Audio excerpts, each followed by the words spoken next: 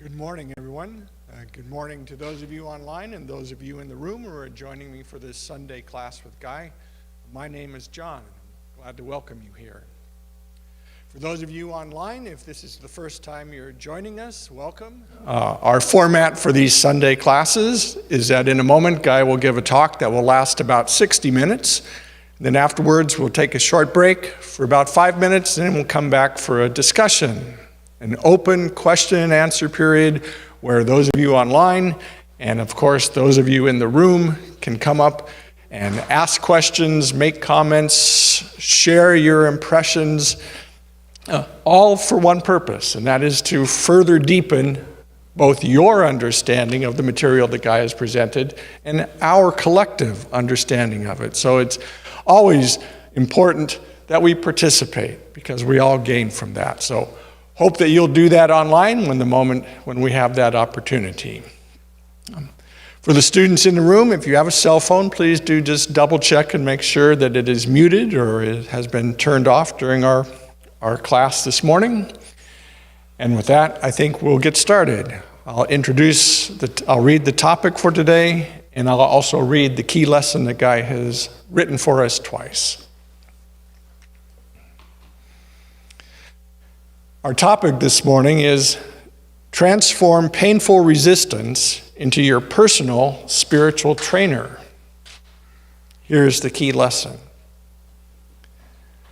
Persistence, without our awareness of the parts of us that steadily insist there's no further we can go, is a recipe for frustration. This painful sense of self slowly morphs from simple despair into an unholy cynicism that in turn serves to confirm what we see as our own unwanted but unavoidable conclusion. We've no other choice but to give up our wish to transcend whatever limitation we'd been called to outgrow. Persistence, without our awareness of the parts of us that steadily insist there's no further we can go, is a recipe for frustration. This painful sense of self slowly morphs from simple despair into an unholy cynicism that in turn serves to confirm what we see as our own unwanted but unavoidable conclusion. We've no other choice but to give up our wish to transcend whatever limitation we'd been called to outgrow.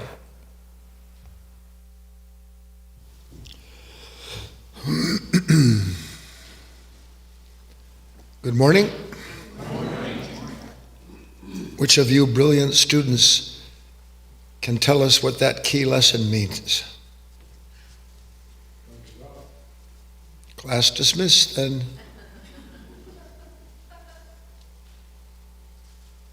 You know,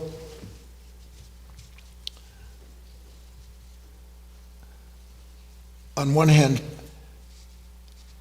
you can't really say that you haven't wished you could afford a personal assistant, if not a personal trainer. Someone just shows up, and if you're not in the mood, you don't have to even answer the door. But that who would see to it that you go through what you've been unable to go through by yourself. I find it extraordinary, honestly. It's a symptom of what's happened to human beings on this planet. I need someone else's will to do what I need to do, what I know I must do. I can't do it without borrowing the will of another human being. And of course, when you borrow the will of another human being, you either have to pay for it financially, but you certainly pay for it spiritually. Because it never dawns on you that now you are not just indebted and dependent on this person to do for you what you've been unable to do for yourself. But without that person, you fear you might be relegated to return to what it was you were trying to escape when you first looked to their will to get you out of the woe of your life. Understand me? So I want to show you something very simple. You have your own spiritual personal trainer. You just don't know that you do yet. This world that we live in without our being able to see it, isn't just a laboratory. Most people don't even know it's a laboratory. What does that mean, laboratory? It's a place where a certain kind of experimentation takes place individually and globally, planetarily, system-wide, microcosmically, macrocosmically, a great laboratory. Everything being brought into new stages of development, that something new might come forth, a new conception that is more perfect for its time than the one before. So it's not just a laboratory, it's a gymnasium. Well, don't you feel like you're always being worked over? I mean, like you're always working out?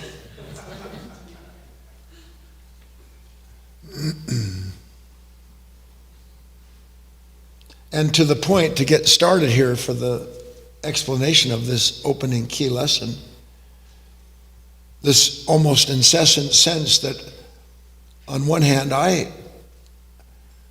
least for a while, and this is a sad thing to me, at least for a while I really did feel like I was here for something unique. Not something that I had learned to imitate because I saw this person getting accolades or this other human being somehow or other being lifted up on the shoulders of others because of what he or she understands. I myself was brought here. I have no other explanation for why I'm on this planet other than it's a galactic penal colony for the criminally insane. What am I here to do? Why am I here? And one way or another, this question formulates itself in a young mind. Unfortunately, for most young minds, being raised in a culture and environment by parents who have no idea themselves why they're here. All they can do is be told, this is why you're here. You should, by this age, be like that. At this age, you should have this. And later on, you should be able to rest with all of the things that you've been able to give yourself and do for yourself. And of course, that's just one great big long walk into a desert, like a stream emptying out into the sands, where a person winds up realizing, Jesus, I did everything that was asked of me, as best I could. And it's usually at that point, if a person's fortunate enough, they start to realize, whatever it is that I thought the world was going to give me, can't give me what I'm looking for in it. It's not there. It must be someplace else. And that's when the first idea of a spiritual life actually begins to formulate itself. And it isn't that the human being comes up with the spiritual idea, it's that the spirit in the human being finally sees they're not going to find what they're looking for, and it begins to say, you know what, there's a prompting, you have to look someplace else for this. And that's when a kind of journey takes place. Now that journey may be as simple as a person reading a book by Swami Swamalama Lama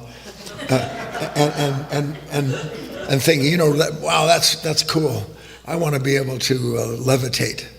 Then you'll spend your life jumping with your knees off of a mat and somebody saying, you did it! Ah. But at a certain point, all of that becomes as vacuous as all the other pursuits, does it not? But if we take the whole big picture, which is what I've been leading to, what is all of that about? What am I trying to do? What am I looking for when all is said and done? And as simple as the word is, I want to be free.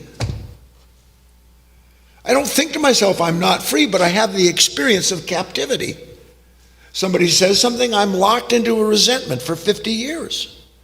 I look at the world the way it's going, I think, oh my God, and I live with fear that is always being answered by a promise that tomorrow will liberate me from the conditions that I'm afraid of. And no such tomorrow comes, ever.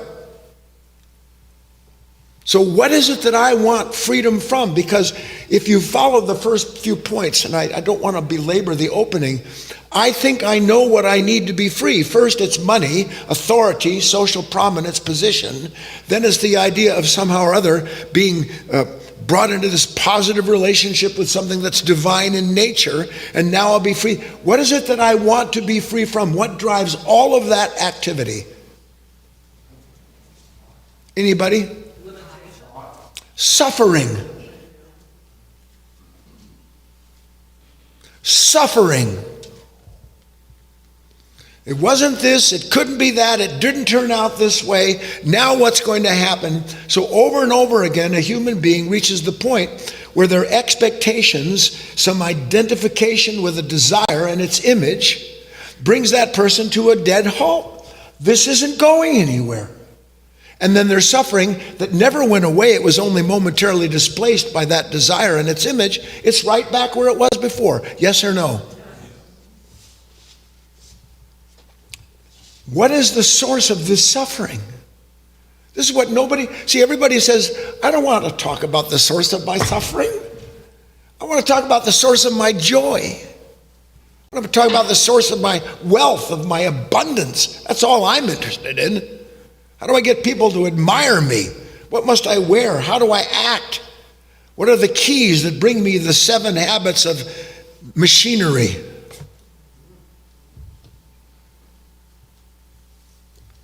What is the source of this suffering? Hold it. I'm inviting you now in with a great riddle. Let's bring up the riddle on the board, please. It only took me an hour to write this. I hope you'll appreciate it. Solve this spiritual riddle. What is full of forms but can never be seen? Something that feels so real every time you run into it, but that in truth has no substance at all.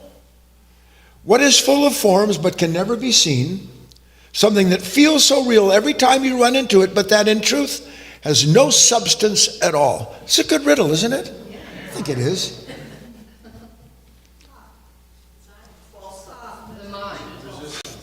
I'm being overwhelmed.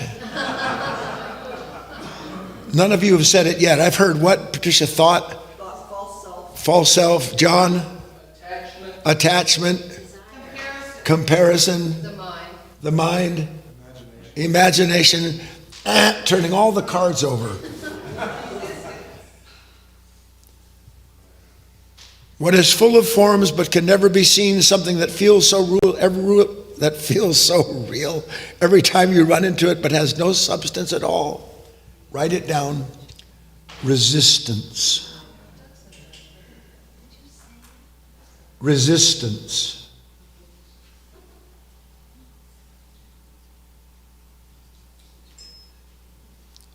How in the name of God did human beings become ruled by something they can't see, but they constantly feel, that they never stop struggling with, even though it has no substance of its own? And would the question never be asked, who would even think to themselves that, as I described yesterday, I think yesterday was a talk, I said, we always have these reactions that are that are born out of a summary resistance to a moment, if you were attending on Insight Timer, and that out of that resistance and the reaction that comes from it comes what? The direction that I have to take in life in order to deliver myself from the pain of the moment that this reaction is pointing to as being the source of my pain. Some of you join me? Even if you didn't, you understand that? I have a reaction. The minute I have a reaction, my mind and attention is already placed on who and what it is that's tormenting me. It's just like that. And it never dawns on me that when my mind gravitates mechanically, habitually to this form, to this thought, this feeling that this reaction is pointing to, that then that reaction has built into it what it is that I must do to be released from the experience of it. Please? And yet the evidence is overwhelming. How many of you have a lot of resistance? Hopefully not to the opening of this talk. Why is that the first thing that happens? Try to see it with me. Isn't it a snap just like that? Boom. Why is that the first thing that happens? And then why is the next thing that happens always on the heels of that resistance that tells me, in essence, this is as far as you go? Isn't that what resistance tells you by and large? Resistance to what? You spend your life full of resistance. Resistance has told you your whole life what it is that needs to be resisted. You've listened to yourself, tell yourself guidance and direction to get you past what you resist. And then you just go full circle right back to the very condition where the circumstances may be different, but it's still the same old resistance and the same old self experiencing it. Yes or no, out loud? Yes. So I've made 10,000 changes. Patricia and I had our 45th, a long number of great years together, 45th, 44th anniversary. And we were at a dinner table, and some other couple that was apparently listening to our conversation. They were so bored with themselves. Yeah, that's what you do. And he said, we're having our 13th. And then he said, although I've been married 3 times. How cruel can you be? Imagine the woman sitting there. I'm the 3rd catch. I wonder if this one will last. And all of the associated reactions connected to hearing someone say unconsciously that which they believe contributes to a conversation, when they're not contributing to a conversation, they're adding width, breadth, and girth to the sense of self as someone who is having an anniversary as well. It just happens to be the 3rd one. And if you add them all up, it adds to 45.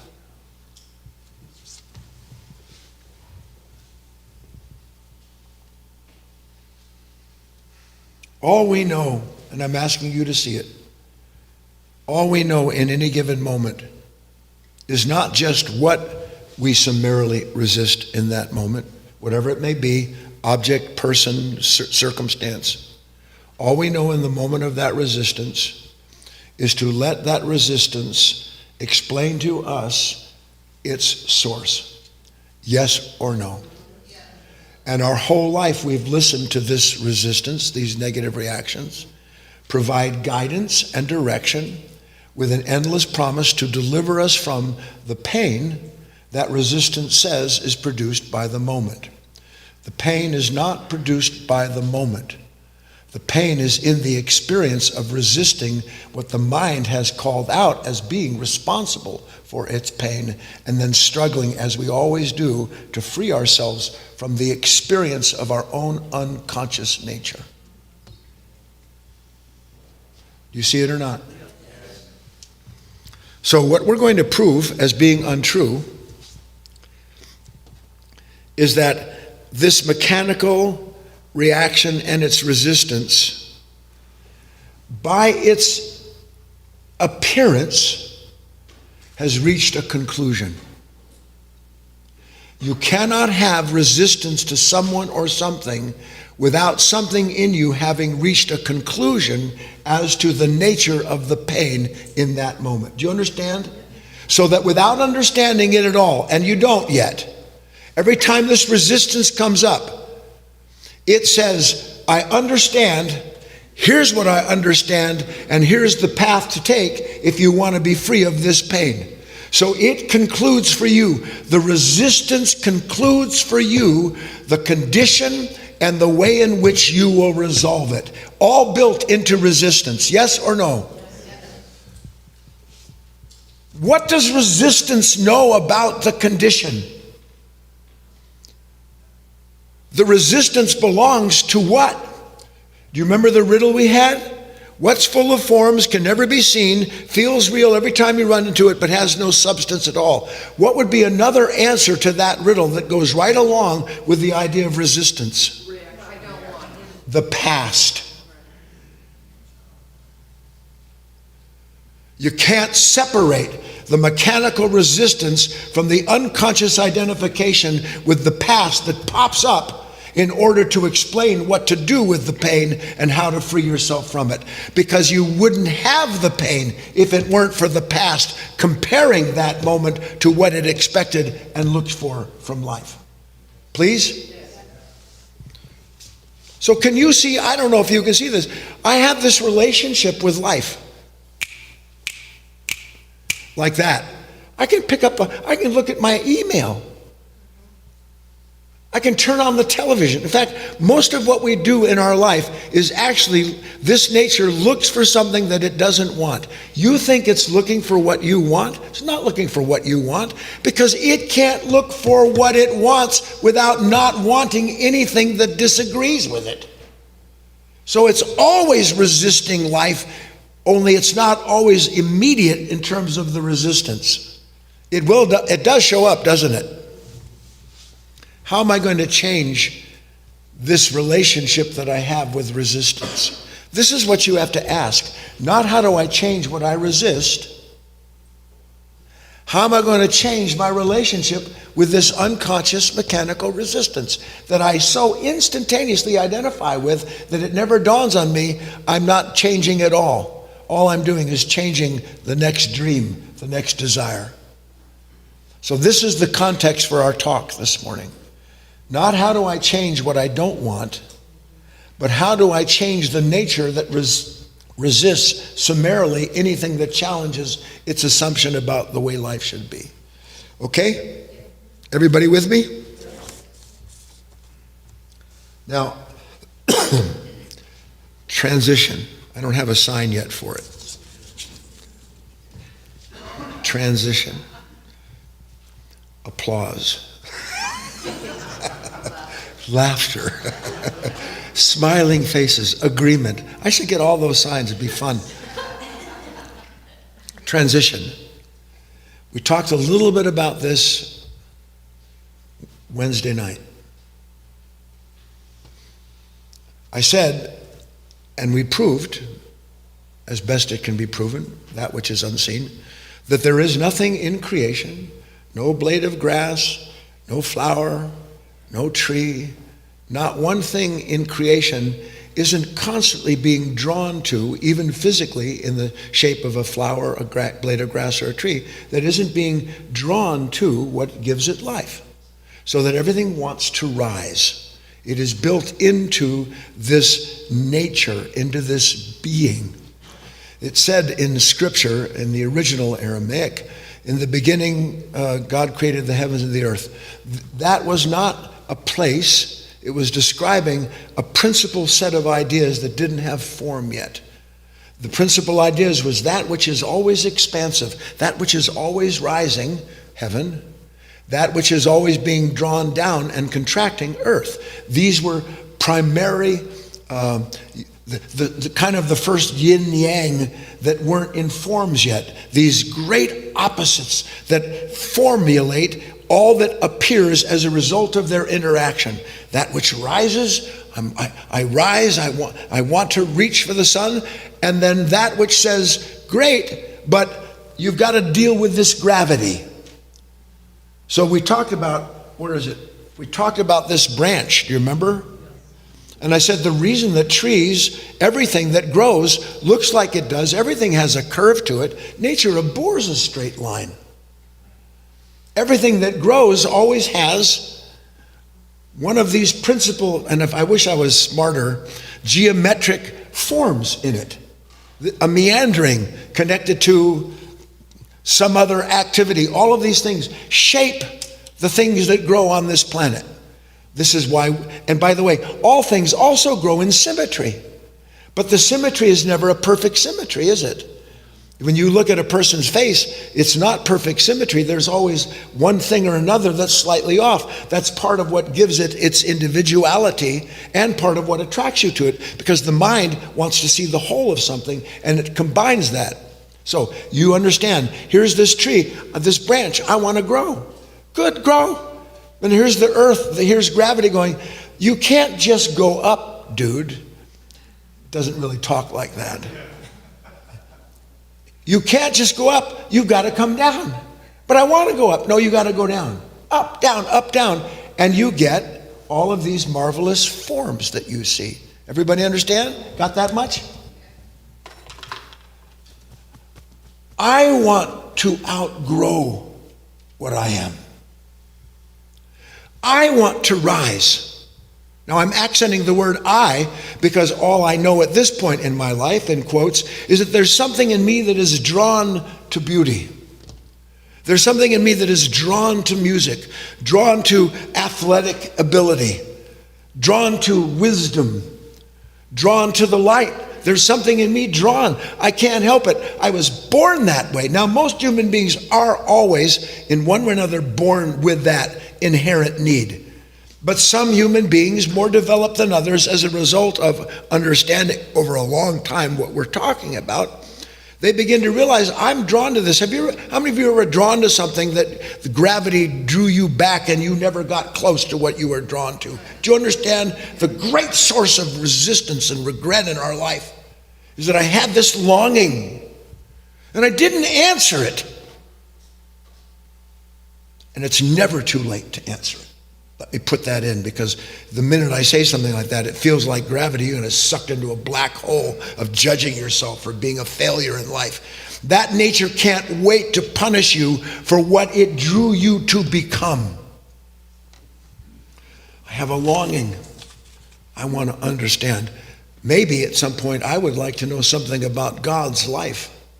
I want to know something about what is true love, not the love I've seen squandered all over this place that turns into hatred so evilly. I want to know something that doesn't have an opposite to it, so that I'm no longer whipsawed by my own unconscious nature. I'm drawn to that. Am I not? Yes. But here's something he's going, well, that's great. I'm glad you're drawn to it, but there's an opposing force.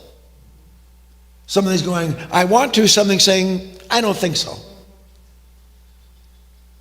And so we're forever and always in this place where something, God willing, it hasn't died in you.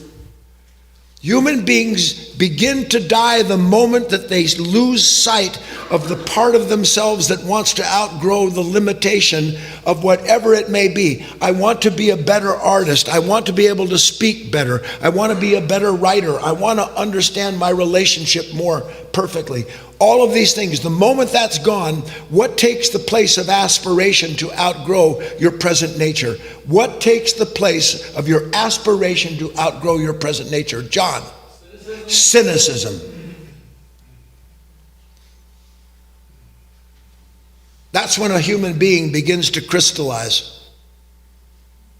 So the point being here, if I'm able to make it, I've got to go along, is not what happens when this tree wants to grow up. Gravity resists its wish, doesn't it? But is the gravity really resisting the wish of that which wants to rise to the light? Or is the gravity strengthening the whole of that creature by producing that which it must move through in order to achieve what it is that it wants to do? That's the whole of life, is this relationship between a yin and a yang, between a will and a not will, between a resistance and an insistence. And it isn't until a person starts to understand, you're never going to be without this resistance. Gravity itself is taking a toll on you physically, isn't it? And yet, why is it that I bemoan myself because gravity is taking, put this branch down and hurt myself.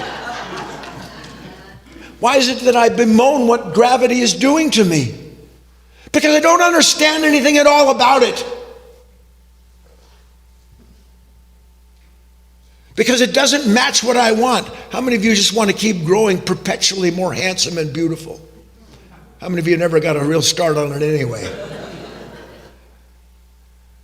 No, something saying yes and no at the same time. And it is the marriage of yes and no, the will of the heaven and the will of the earth, of that which is expanding and that which is contracting, that produces in the form that never stops acting in an understanding about itself. It cannot get any other way, because there would be no other way for me to even begin realizing that at the same time that I want to rise, the only way, you just have to see it. What would happen to a tree that never had anything acting on it to strengthen its trunk?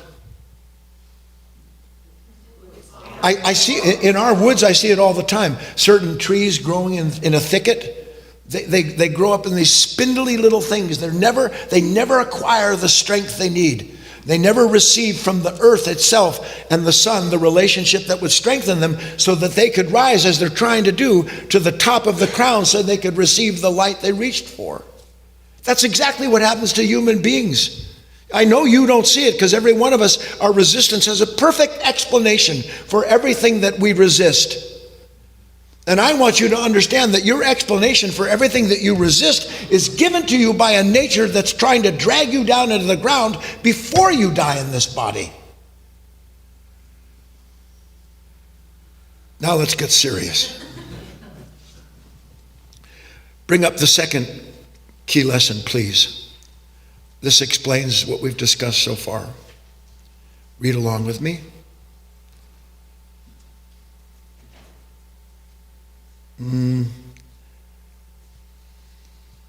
That's not supposed to be there. I must have messed up somehow. It's good enough. Read along with me. Here is a beautiful spiritual fact we must prove true before it can help set us free. Only our willingness to persist with consciously suffering our present level of being can attract the new and higher powers we need to rise above its limitations. Here is a beautiful spiritual fact we must prove true. No one's going to prove it true to you. You must prove it true to yourself. Before this fact can set us free, only our willingness to persist with consciously suffering our present level of being can attract the new and higher powers we need to rise above its limitation. What does that mean? Well, on one hand, there is this great law we just described, isn't there? There is this attraction that I have. I'm attracted to an idea. I'm attracted to beauty, art, form. I'm attracted to it. Now, why am I attracted to what I'm attracted to? Why are you attracted to what you're attracted to? Even, by the way, at the simplest level, why am I attracted to it? Why am I attracted to anything? Simple words, there's an urge to merge. At every level. Here's a person, they feed themselves incessantly. I have an urge to merge with the pleasure that I get from eating. On the other hand, I'm drawn to learn whatever it is, art. I'm drawn to learn how to take a good picture, like I talked about yesterday.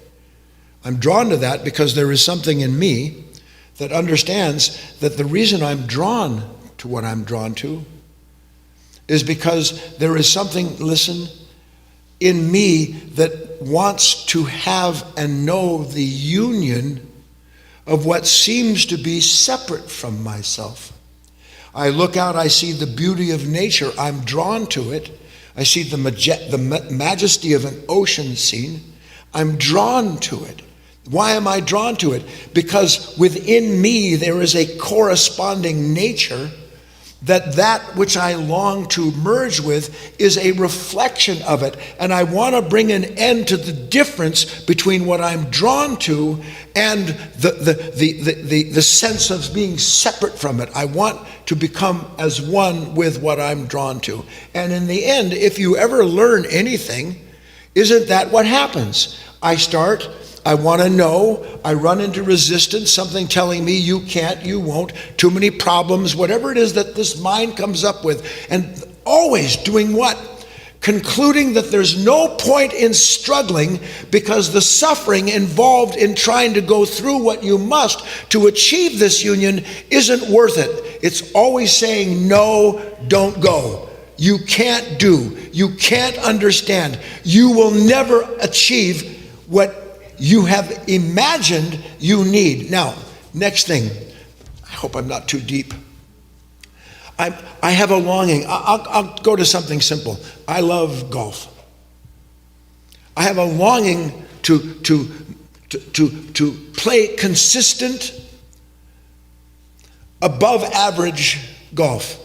At 75 years old, with certain things, it's difficult. I have a longing to do that. But you see, the problem is that longing, which is what? The body wants to understand its relationship to motion. It wants to understand its relationship to objects. And it wants to have enough attention to be able to achieve that which it sees as necessary to accomplish what it wants to accomplish. But then the mind goes and it says, you know what? You're not Tiger Woods. What's the point? You're never going to swing like Rory Calhoun, whatever. You're just not going to get there. And so now the longing, which is the body wanting to develop itself. Every center in the human being, mental, emotional, moving, every center wants to continually rise above its potential level, but it can't rise above its potential level without being in union with the other parts of the body. It can't do it. But what happens is you become engrossed with an idea of developing this thing, but now you're trying to become the image instead of letting the relationship that's drawn you to that deliver you into a new understanding. And if you understand what I'm saying, you're going to suffer consciously the difference between who and what you are in this moment and what you have to go through in order to bring about that union with those moving parts of yourself. Did you understand that? So I have to do something that resistance has no interest whatsoever in doing, don't I? And what is it that I have to do? Not because here's the point, at a certain place along the line, everything will tell you, well, this didn't work out. It'll always try to get you to quit. It will always try to get you to quit. And if you understand this in scale, I'm talking about your spiritual life. It'll always say, can't, won't, I see the writing on the wall, I'm not up to it, my parts aren't like their parts, I'm never going to be that. So that resistance provides a conclusion for you, and in the conclusion, the end of your suffering as you imagine it produced, not by your spiritual longing, but by longing to become what you've imagined you think you should be. Big difference. Following me? So here we are. And what must I do if I'm going to move through this resistance? If I'm going to move through this resistance, what must I do? What does the will of the tree, of the branch do when it meets the resistance that gravity allows? What does it do? It persists. It persists. If the wills were directly equal, nothing would happen. But they are not directly equal. The will of heaven is greater than the will of earth. But it uses the will of earth to reveal the relationship between the two, so that human beings at some point in their life can actually discover, how different am I? Even Christ said this. Consider the lilies of the field. All of these things were metaphors trying to bring about a person to realize how great is the faith of a mustard seed. That inherent in this organism, in this soul, are all of these forces working exactly the same way they work on this planet. Only on the planet, the tree doesn't have a choice. In our life, we have a consciousness that has been developed into believing somehow or other, if it's too painful, if it's not immediately satisfying, I'm quitting. So that resistance always wins with human beings. And then maybe you've been fortunate enough, and some of you have been, I know in my own life I've been through this, you have this desire to become something. You don't really think to yourself, I have a desire to be a whole human being. I have a desire to be seen as a successful musician. I have a desire to be seen in the eyes of my peers, someone who's important. So you have these desires, and it drives you with ambition, and then you go through what you have to go through. Desire takes you right through what you have to go through, because in your mind there's this end that when you get there, you will have peace at last. You will be free. And lo and behold, you get to the end of what desire tells you you need, and you find not only are you not free, but you're the slave of the world that desire made you. And you're right back to resisting the very kingdom that you built for yourself, and you have no idea how you got there. Do you see it? Let's say, though, and you wouldn't be here listening, I trust, if you haven't had some experience with realizing that there's been lots of times when everything has told you, this is nuts. How am I supposed to have a relationship with something that, for the most part, I realize now was a fantasy that I was inculcated growing up with this idea that there's this heaven that I'm going to go to when I die or whatever it is. And I'm beginning to see that this thing's asking a lot of me for something that I don't seem to get a lot from right away. But if a man or a woman's lucky, that divine desire to rise to the light, to know the Christ, to know the truth, whatever words you want, it doesn't go away just because something in you says, what's the point? It says, well, we'll just persist a little bit longer. And so in those moments where formerly you might have quit, you persist in those moments. And you do what when you persist? You suddenly see what was already hidden in that moment. So that the resistance that would have led you to a conclusion that was a dead end, that resistance becomes a part of the very revelation for the reason of the resistance. Did I lose you? No. So here I am resisting my family, my friends. I'm resisting my body. I'm resisting everything. I don't want this moment. I'm too uncomfortable. And then I realize, I've spent my whole life just like some kind of slave, just taking a knee to everything that tells me there's nothing there. You can't, you won't, this is too painful. I've taken a knee in front of pain. Have you not? Then one day by the will of God, and it is only by that, you realize I've been taking a knee my whole life to this moment that I don't want. I let it direct me because it promises it'll deliver me. It doesn't. And then you get up off your knees. You get up off of your knees because you understand something has brought me to this moment. We don't see it this way. There's no moment in which when the light is acting on a tree, that the tree isn't being brought in every split second, molecularly, atomically, to the moment of its greatest resistance. And it's when the will of the other wins out over the other that a new conception takes place. The resistance is replaced with a new creation that then again goes through that iteration. And that's what creation represents to us, is the ceaseless empowering and perfection of the form that will never know that which is acting on it, but that as it agrees to let that act on it, becomes that which, what? It was developed and created to be. Exactly the same thing with the human soul. Developed by what acts on it, not developed by what it wants to act on.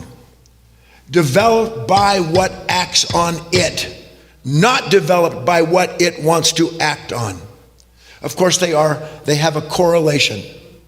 Because in one way, I am developed by what I want to act on. When what I think I want to be, I act on it, and then I get to the end of that, and I became nothing other than on my knee again. Then that serves something, doesn't it? So we start to realize that something, this is a big important part, my whole life something's been working for me. But I didn't realize it was working for me because it felt like it was working against me.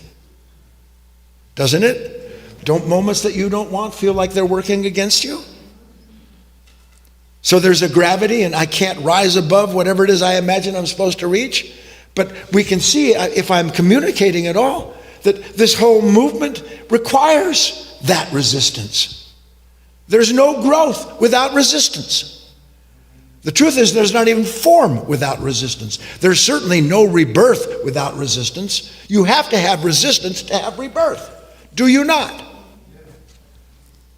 So by allowing what wants to develop you to have its way with you, and then agreeing with that, you start to understand there's a completely different way for me to meet these moments that I've always not wanted. Because the resistance isn't the proof there's no further to go. Resistance is the proof that I need to outgrow who and what I've been up to that point. And if it weren't for that resistance, I wouldn't know that I'd reached a place I couldn't go past. Yes, I know it's true in golf. It has to be true in everything else. Golf in the kingdom. I'm running out of time. I can't stand it. How many of you know who William the Bruce is? King of Scotland. Robert. Robert the Bruce. Yeah. Now there's a very famous story about Robert the Bruce. I remember this from when I was like 7 years old. It stayed with me.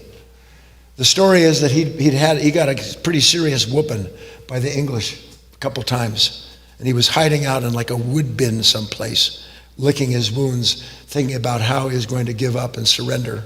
And the story goes that he was sitting there, a spider up in one of the beams there above it, a spider, he watched this spider, and the spider tried to get a web over to another beam so it could start making a web for itself.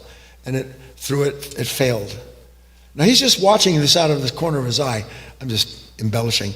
He watched it 2 times, 3 times. And by the way, how many times did he watch it try? 7 times. It's a spiritual story. I don't think it actually happened, but it's trying to tell us something. And then when he saw it succeed on the 7th try, on the 7th day when everything was completed, what happened to him? He realized, I have to persist. If a spider can persist, am I not better than a spider? Can I try another time, the 3rd time? And indeed, he did try, and then he did succeed. Most people wouldn't say the way his life ended was a success. I would, relative to the scheme of things. That's the way of the world. Bring up the 3rd key lesson, please. Summary again. This is all inclusive. Read with me. Great celestial forces never stop interacting and changing accordingly all they serve to create, including our immediate experience of their invisible relationship. Just hold there. Have we not looked at how that's true?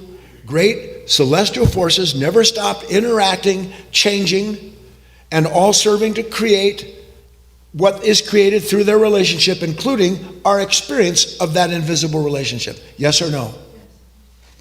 But as we ourselves are a part of these same timeless forces, so are we created not only to be constantly changing, but to also stand as a witness to their union, allowing them to complete the work they have come to do.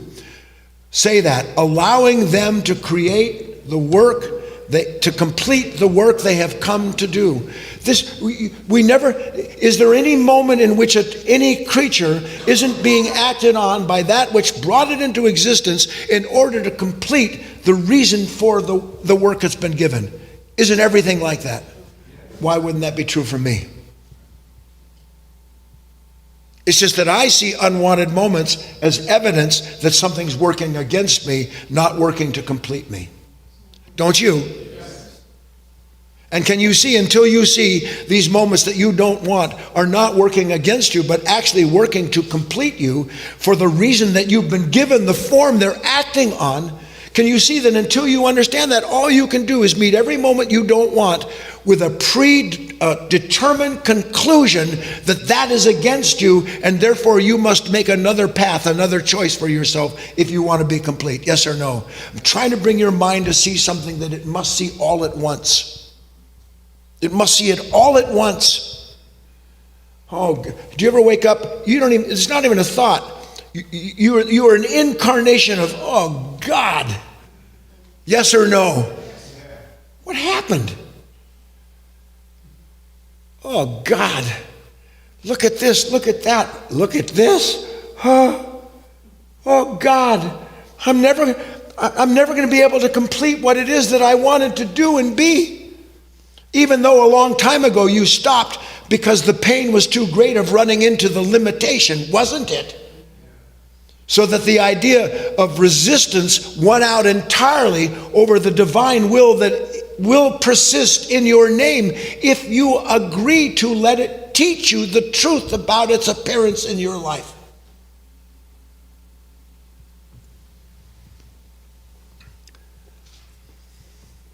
Without awareness of the parts of ourselves that are steadily insisting there's no further that we can go, all we are is a human being who believes that our frustration proves that we really want to be other than we are.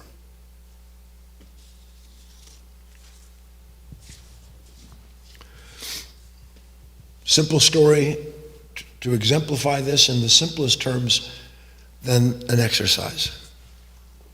So here's a temple, a monastery. And all of the monks, the disciples, they're all, if you've ever been in any of these places, everybody's eyeballing everybody else. That's what they do. Is he more developed? Am I? How do I get the teachers? How do I this? How do I that? How do I me? One of the disciples goes to the master and says, I'm pretty much a failure, and I'm thinking about calling it quits. At least he did the courtesy of that. I'm fighting going on a little rant here. Cowards. The teacher says, well, what do you want me to do about that? He said, I don't know. He said, I just, it's hard for me to give up. I just don't know what to do. I'm not like Saul or Paul or Bill or Mary. I'm not like the ones who get to sit closely. I'm not like that. And I don't know how I'm ever going to get there. I feel hopeless. Teacher said, well, if you really want to know, I can help you. I do. Keep in mind, you said I do at some point. Okay, he said, meet me in the temple gymnasium tomorrow morning at 6 a.m.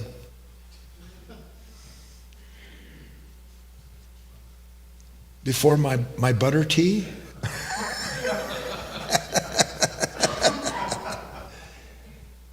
Do it or don't, I'll be there. The truth is always there. That morning, much against his will, he gets up, he goes. He walks into the temple gymnasium. Now imagine it's got elliptical things and roadrunner, I don't know what the hell people do in those things. Why don't you just go for a walk? And there's all these weights. And the teacher says, okay, come on over here. And he leads the student. He says, what do you want me to do? And the teacher points to this barbell with about 250 pounds on it. And he says to the student, I want you to press this over your head.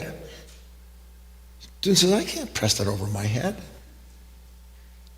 Teacher said, do you want to learn or don't you? I do. Then lift the thing over your head. Now, at this point, most students are already gone. Teacher's nuts. There's no point in this. Resistance overrules anything that they had asked for originally. But the student trusts the teacher, and he walks over and he tries to lift up the thing, and all he does is groan and sets it down. His hands hurt because he's not used to using them. Oh, God. He says, I can't. Do it.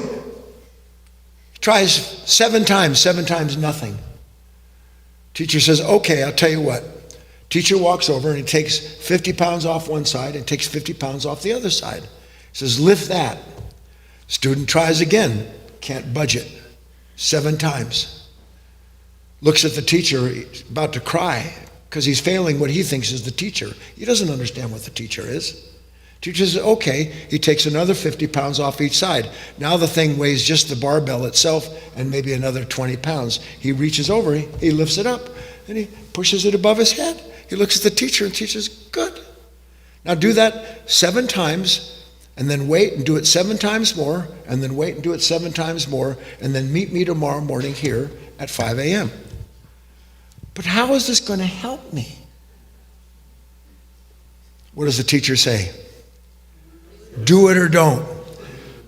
He does it. Next morning, they're there at 5 a.m. Now, this story could go on for a long time, but I won't drag it out. And there's the original barbell. And as the student goes to reach it, the teacher walks over, grabs 2 5-pound weights, and he puts them on the other side of the barbell on each side. Now it weighs 10 pounds more than it did before. And the student tries to lift it. It's tough, but he gets it up, and he does that. He looks at the teacher. Teacher's good. Now do it 7 times, 3 times. Now, where do you think this story's going?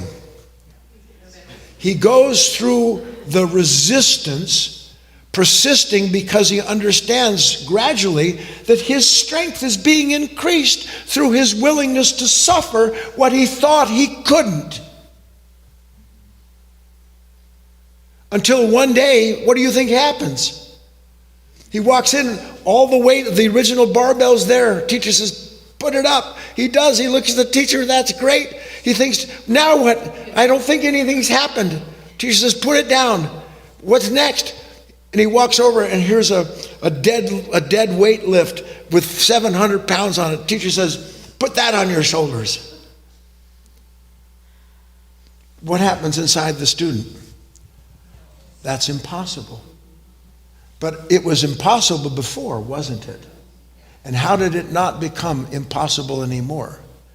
Because he was developed by his wish to go through what he had to and gained the strength in order to be able to do what he thought resistance was telling him was out of his reach. Yes or no?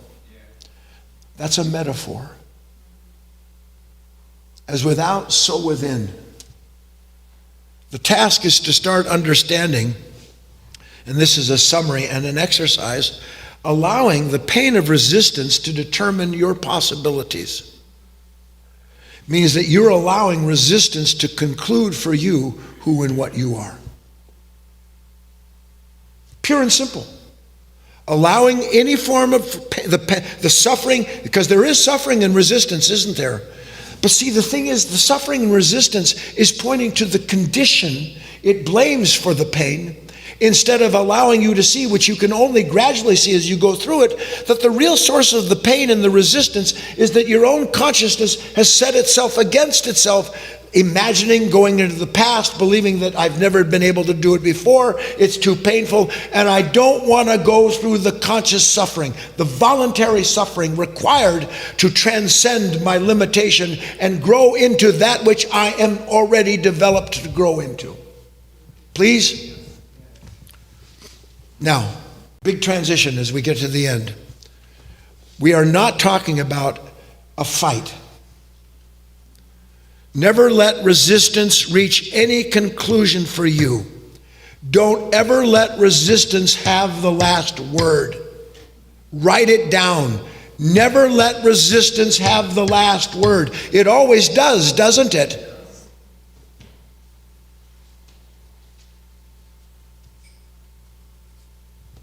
Why? Why must I never let resistance have the last word? Because when resistance has the last word, that's the end of the revelation built into the relationship between the opposing forces.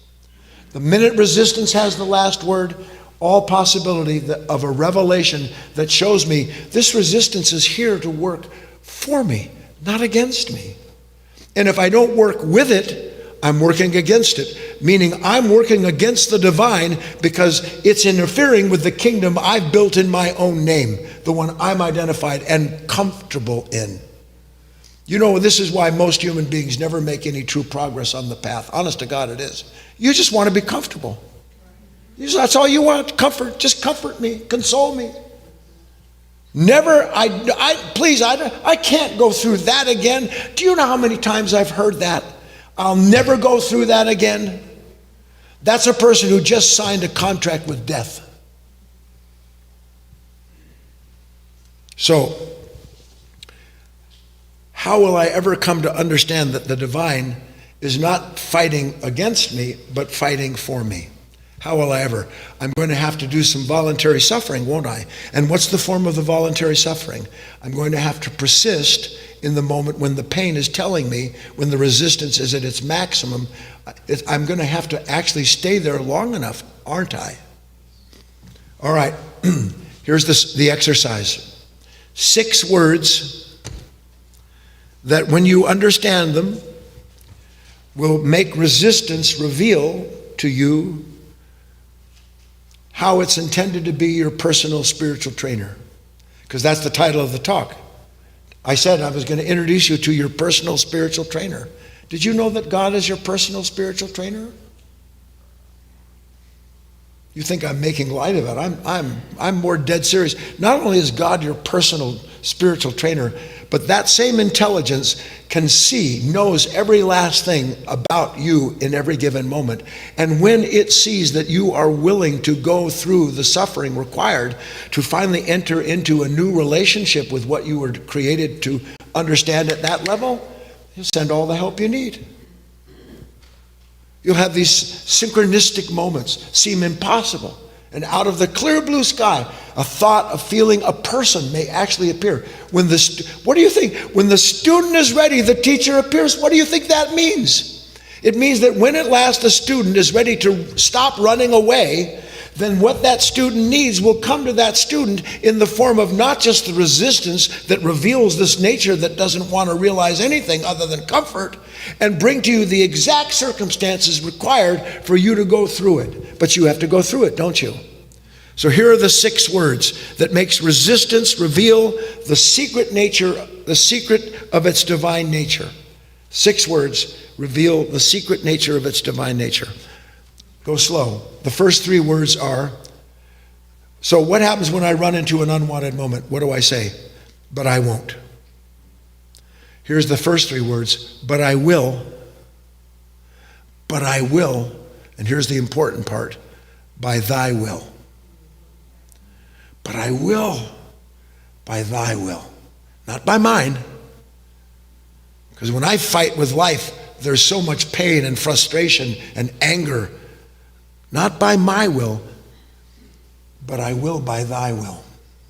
I will see by thy will. Meaning, I will allow the moment where this resistance reaches the culmination of itself, and instead of allowing it to say, that's it, too much pain, too much problem, too much struggle, instead of doing that, I will take the proper position in that relationship, which is to continually wish to see what that resistance is doing, its source, instead of telling myself what's causing it and then allowing it to conclude for me, that's as far as I can go. Last key lesson as a summary for the talk, and we'll end on it. Read along with me, it's very short.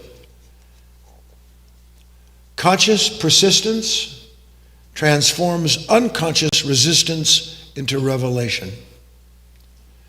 Conscious persistence transforms unconscious resistance into revelation. Can you see that's the summary? What are the 6 words? Here's a moment saying, no, no, no, you can't, you'll never, but I will. I'm drawn to it by thy will, which is what drew me to that moment to begin with. Let's take a break. We'll come back and have our dialogue.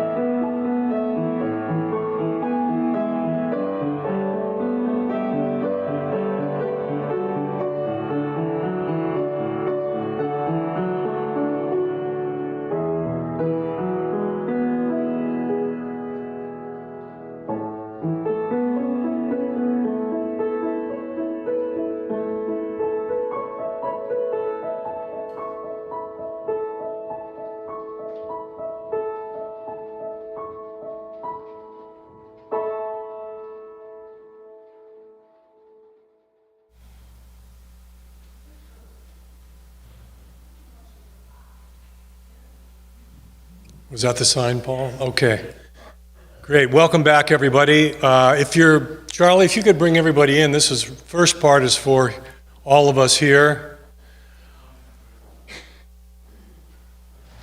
Every year, we, I don't know, for over 25, 30 years, we have had a food share drive here at the foundation for the local food share, the Josephine County Food Share, where we bring canned goods, any packaged goods for people, and we kind of centered around Thanksgiving, time of gratitude. So what we can do is bring in materials here to the foundation. You can bring it, we're going to do this for 2 weeks. Wednesday, there'll be a table in the room there, and either Charlie or Wayne or Roger or myself will help. If you need help, you can drive up to the portico there, and we'll help you with bringing food in. It's amazing how much food we are able to gather with our small gathering, and they are very, very grateful every time we deliver it to them. So again, canned goods, anything that's packaged, that's not out of date, bring it in. And yeah, I don't know if that's true. Is that true or not? I don't think so. Okay, ignore me. Yeah. I think if you have like ragu and you want to bring it's in a glass jar, I think they'll take it. So and also people, if you're online and you're in the Southern Oregon area, you can still bring them into here. And I think we can contact the office if you want to come in during the week. We can arrange that. But for the next 2 weeks, Wednesday, next Sunday, following Wednesday, and then 2 weeks from today, you can bring in and we'll give you announcements. And Chris, if you're listening, I'll also send you an email. She'll send an email out to everybody about this. So is that clear? Yeah. Whoa, no. Second part of your announcement, if you're online, want to send a check to donate. Okay, who do they send the check to? Our local address. Just go online and you can find our address. If you're online and you'd like to support our local food share, you can do that and send a check to the Life of Learning Foundation. Or you can just donate right online. We're not back in the. Yeah, I don't know. Yeah. I don't know about that part. Just designate where you would like that fund to go, and Yeah. it'll be done. Okay. All right. Thank you, everyone.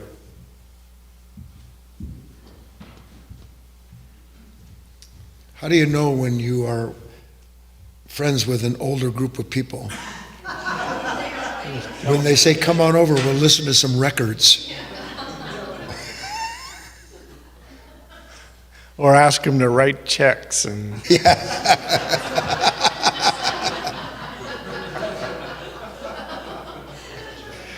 I have two announcements, the first of which is an important reminder, and that is that our upcoming Wednesday class, November 6th, is our next opportunity to go through a deep dive Wednesday with Guy. And so again, if those of you online, if you haven't participated in that, deep dive Wednesdays are a great opportunity because the material that Guy talks about on deep dive Wednesdays comes directly from questions and topics that students from this room and from around the world have submitted to him and said, this is what I want to know a little bit more about. And so please join us for that, and please continue to submit topics for further Deep Dive Wednesdays. Anything that Guy has talked about, any material that Guy has written or spoken about, or any particular master dealing with inner work or your spiritual understanding of something, please submit it, and that can become part of our collective understanding and a wish to understand a little bit deeper. The place that we're gathering all of those topics is on our website at guyfinley.org/contact, and that's where we've been amassing those. So that's this coming Wednesday. And finally, just one reminder, we are a nonprofit organization, and we do our best to help those around the world with our mission of sharing Guy's work, but we do so greatly appreciate and very much depend upon the help of others. And so if you're interested, those of you online, in helping, you can go to our website at guyfinley.org/donate. And so I see we have a question already in, Guy. Are you ready to begin the discussion, or would you say something else? Well, just one thought, because it comes to me. Most of us don't, I don't think most of us know who Dylan Thomas was. Not Bob Dylan. Dylan Thomas, he was early 1900s. He wrote this writing that has stuck with me. It's called "Do Not Go Gentle into That Good Night." He says, "Do not go gentle into that good light. Old age should burn and rave at the close of day. Rage, rage against the dying of the light. Rage, rage against the dying of the light." People have rage now in the name of the light they've invented in their own name.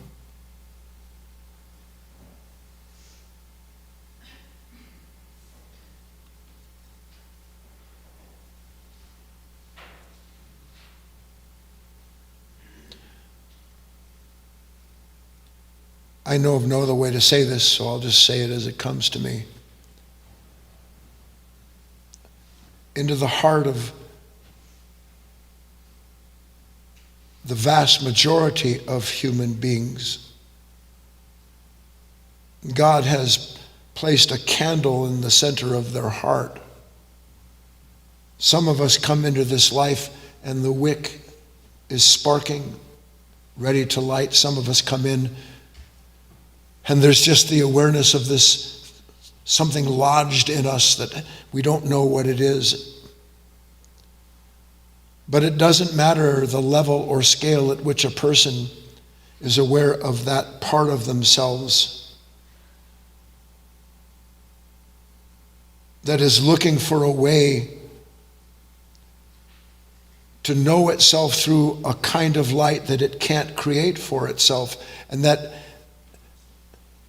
if you will just, how do I make this clear to you? What happens when these opposing forces, put your hands, what happens when these opposing forces come together? Push, what happens? There's heat there, isn't there? There's resistance. This is where that spark comes from. This is what produces that. And if you stay in the middle of it, it is what inflames the part of yourself, because it reveals to you that which is waiting to flame on, that which is waiting to become illumined and enlighten you as to how God is trying to help you that you don't recognize because you're too busy trying to help yourself escape the way that the divine is trying to help you.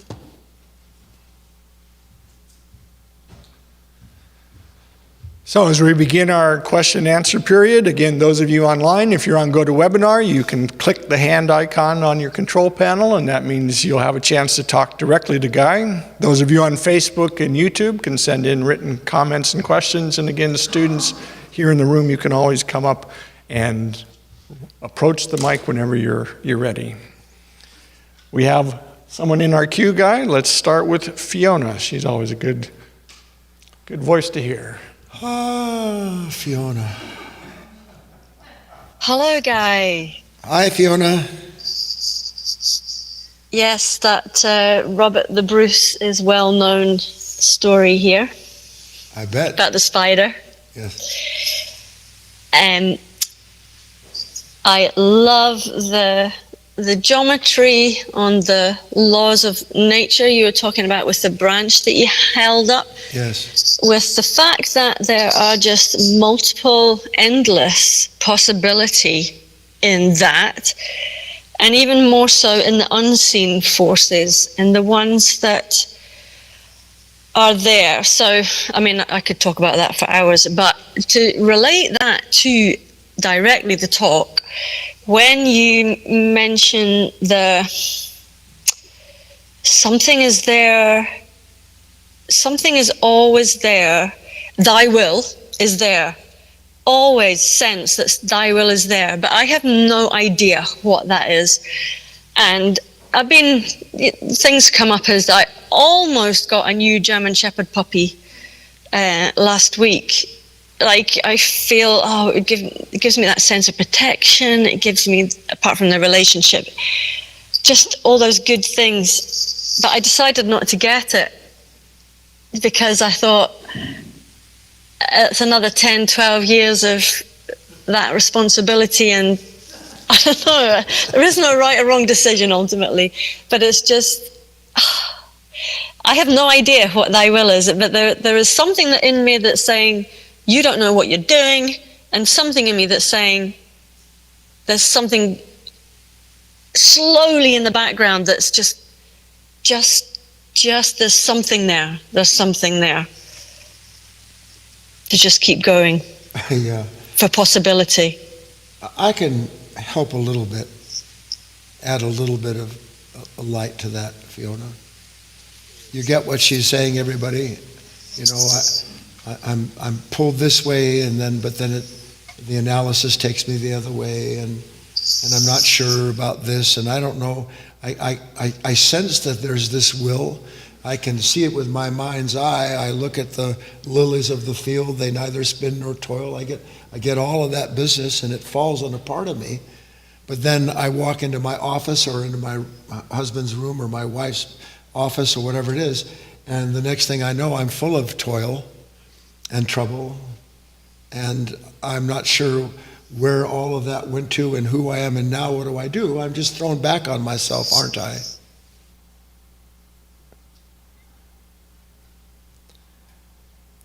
I think that for a while, as best I can correlate the ideas, we don't understand the relationship between the love of God and the will of God.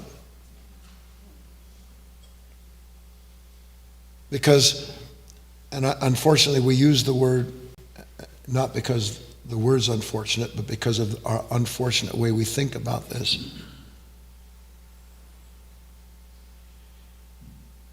I'm drawn to what I'm drawn to. Fiona was drawn to a German Shepherd puppy. And who wouldn't be? Because there's something in her that would like to know something of a relationship with another creature, and that's part of our life. Why do you think we interact with other human beings? Would that they were only dogs.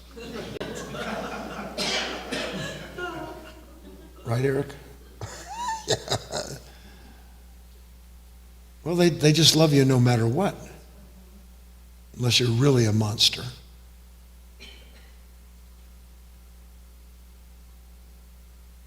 So there is a need to know love. But because of our spiritual immaturity, we don't understand that the need to know love need not be relegated only to another person or a creature. Because the need to know love is the will of God inside of a human being, through which that human being gets to know something of the love of God, the way it expresses itself in a human being.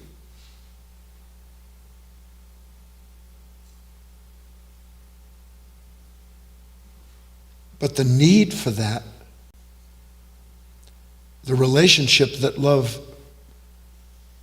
allows, is the way in which one begins to understand this will of the divine.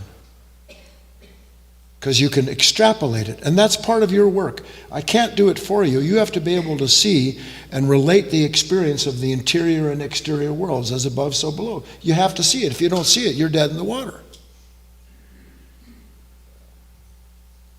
If I'm drawn to become an artist because there is the love of art and something in me wants to be united with that beauty, I'm going to have to meet the will of that which does not want to go through training. I'm going to have to meet the will of that which is going to judge and blame.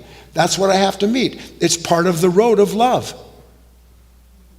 It's part of the road. But the beauty of that road is that if it's thy will, that will take me through my own will that's saying, no, I can't, so that I see where the two are united. A person becomes clear.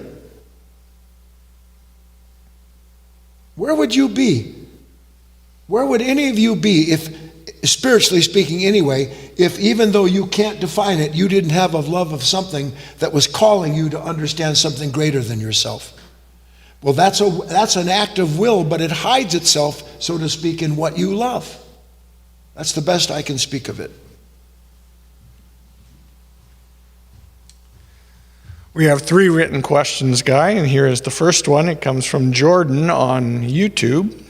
Jordan says, "When love dreams, no one screams," is a statement I would like more clarity on. I have a few hobbies I love to do, but Guy preaches a lot about not getting caught up in dreams, etc. Stay present. But if you have a love for something, it seems from this above statement that once it's a genuine love of a hobby, you can pour your heart into something and dream a little without losing yourself. Hopefully, Guy can share more insight on how I can work with my love of my hobbies. Thank you.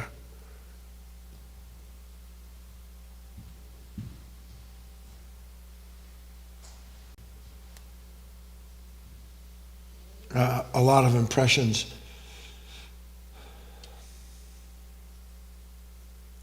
So Fiona wanted a German Shepherd.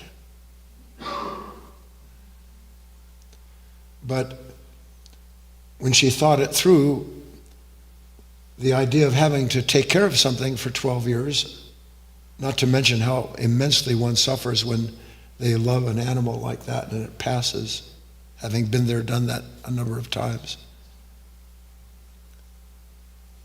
So what's the difference? What's Jordan saying? I'll summarize it for you and then I'll look at it from another angle. Human beings are going to be in conflict no matter what they do.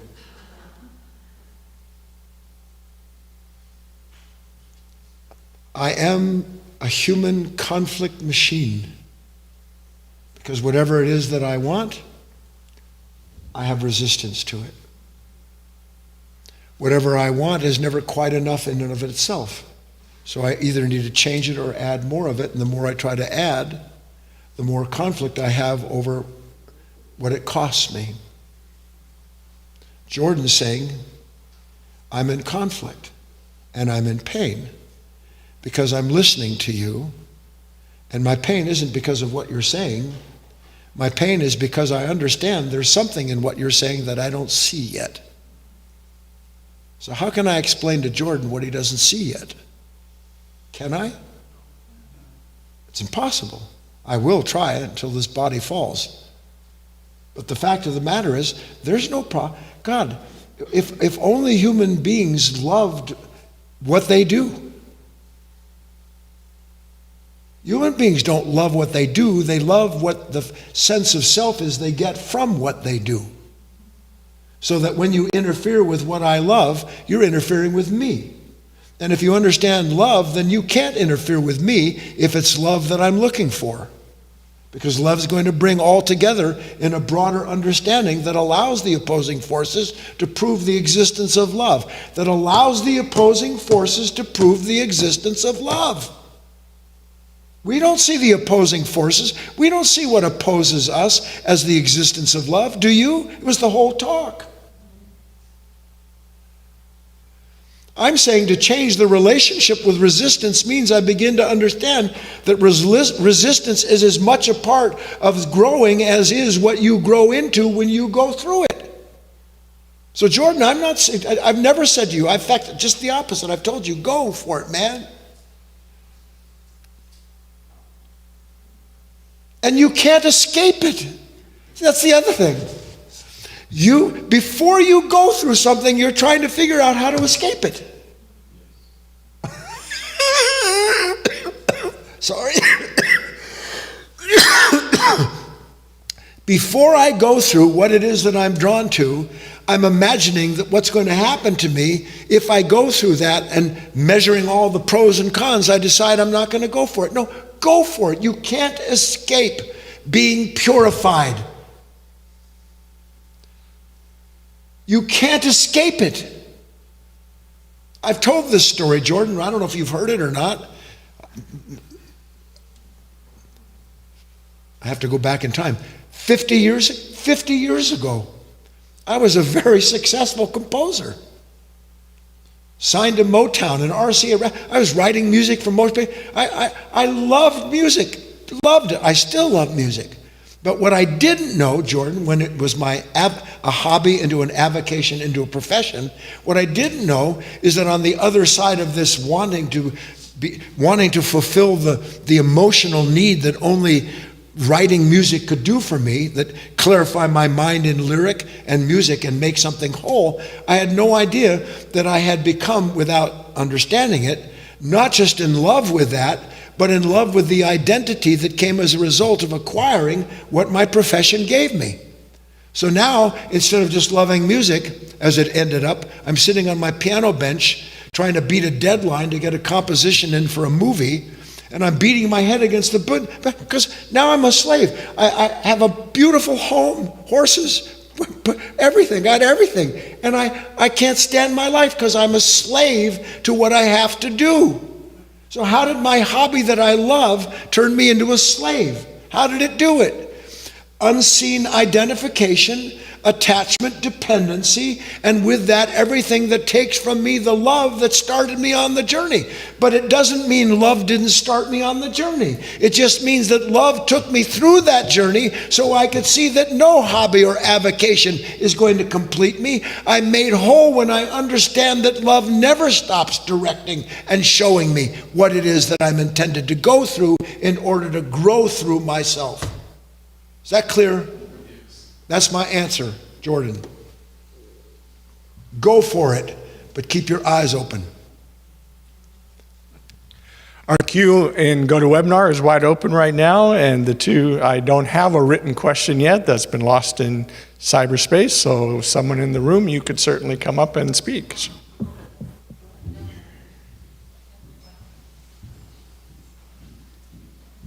You know, as a rule, aren't you always wanting to be in front of everybody else? Other than when two people try to come to the mic, then they're both going, you go, no, you go, no, you go, no, you go. Hi, my name is Leah.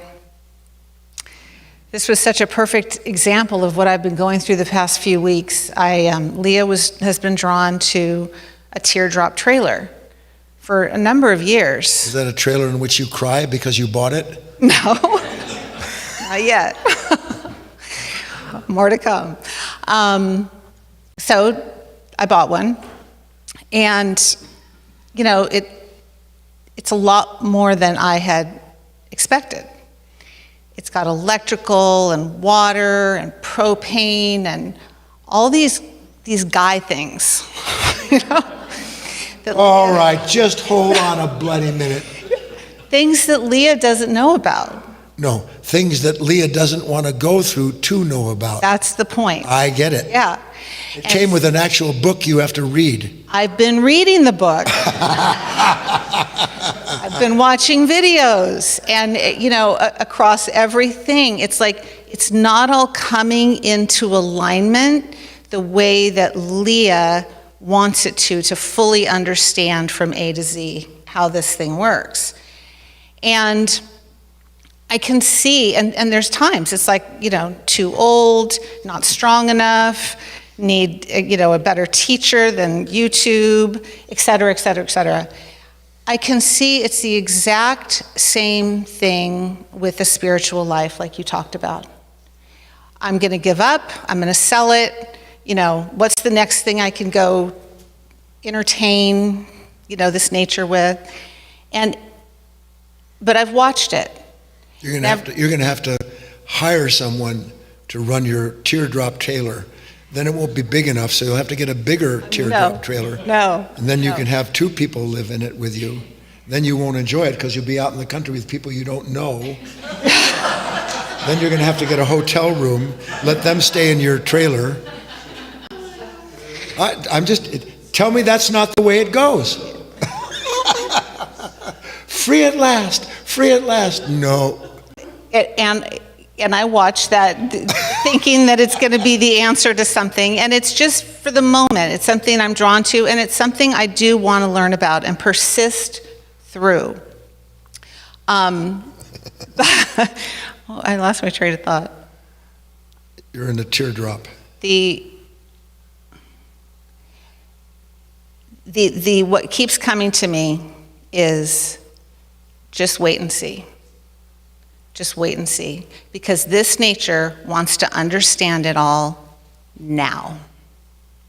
I want to understand the full scope, A to Z, of a spiritual life or of a teardrop trailer now. And it compares it itself with the past and its understanding of other things. And why can't it understand this piece? Because I'm a genius in most other areas of my Yeah, life? because in other areas, comparing, I can figure things out. It's just watching.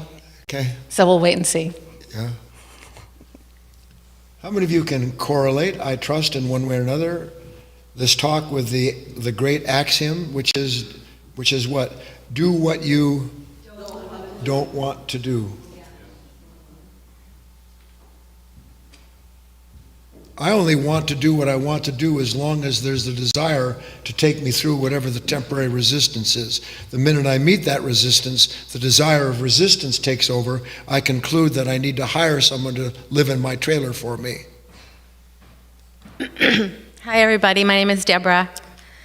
I absolutely love this talk. It resonated with parts of me that I don't understand at all, but at the same time, I was loving what I was hearing. There was the resistance was there.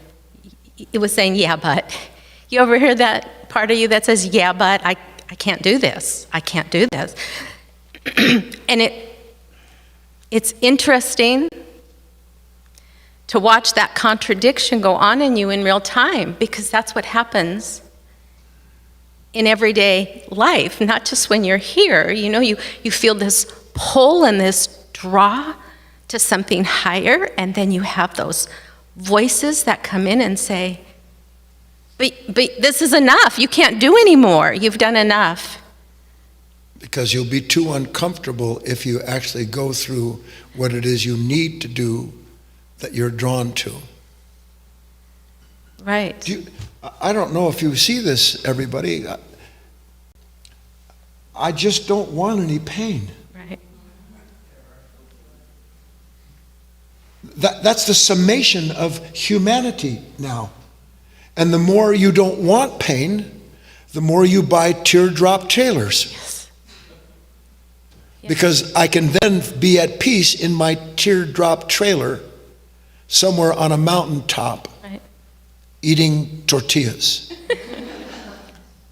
Yeah. So I have to understand that this nature, this resistance, looks to the pain that it knows in the past. Literally, the pain of disappointment, fear, worry, doubt. Literally, it drags it up out of the dark and it says, this is what is going to happen if you dare tread where other human beings can't or never have done before. And then you take a knee in front of it. And I would just add that I can see that I've been raised this way. We've been raised We have this been way. raised this way. And we've raised our children this way. Indeed. Don't suffer, don't feel the pain, don't go through what you need to go through. Take the easy way, get out of this in any way that you can. Buy the teardrop trailer, which is really cute, by the way. You can go with her. I'm not going to no matter. Instantaneous resistance.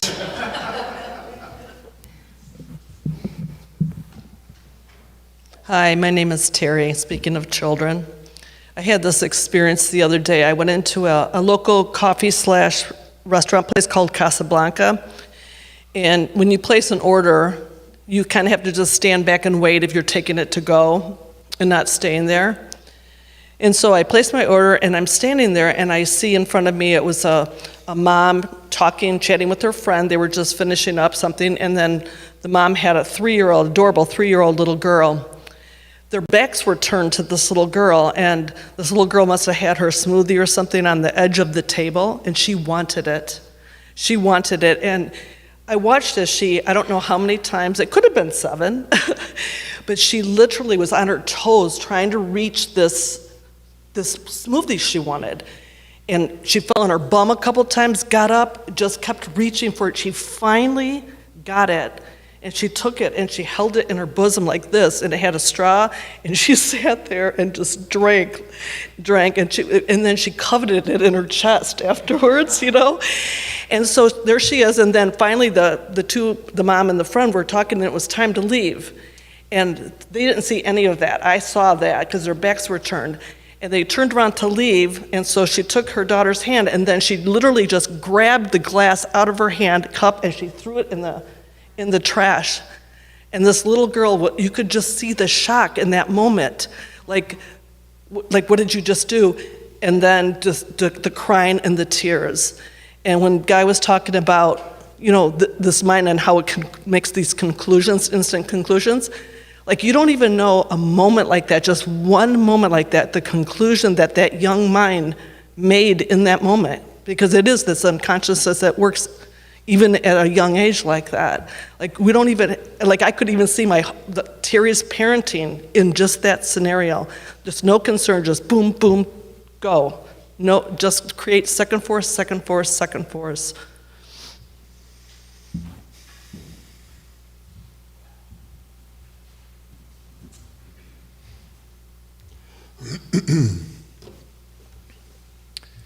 We have a written question from Isabel on YouTube, and she says, "Why do I keep falling into the trap of fear? I've done the best I can to not resist. I want to be free. It's been a lifelong search. I can't deal with the suffering anymore."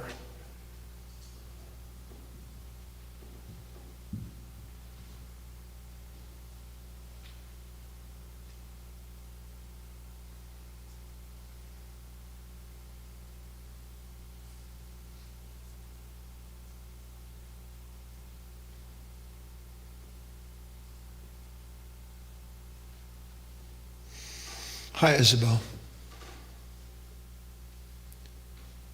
Let me start like this. Fear has become a habit.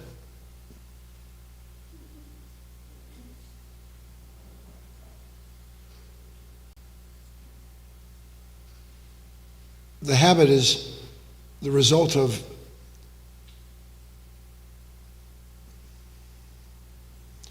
a kind of unseen set of levers and gears and switches that are not unique to you or to any one human being, but that are the machinery of an unconscious mind that, without having any knowledge at all that it has been conditioned that way,